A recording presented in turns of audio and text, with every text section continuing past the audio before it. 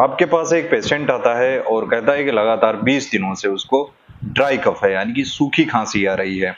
और आप उसको कफ सिरप भी देते हैं, टेबलेट्स देते हैं, एंटीबायोटिक्स भी दे देते हैं, लेकिन पेशेंट को कुछ रिलीफ नहीं मिलता है।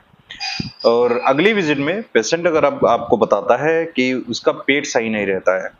हो सकता है उसको एसिडिटी हो, एसिड रिफ्लेक्शन हो रहा हो, और वो पेशेंट अगर बता रहा है कि उसको खाना खाने के बाद खांसी बढ़ जाती है या फिर खाना खा के जब लेटता है तब खांसी बढ़ जाती है,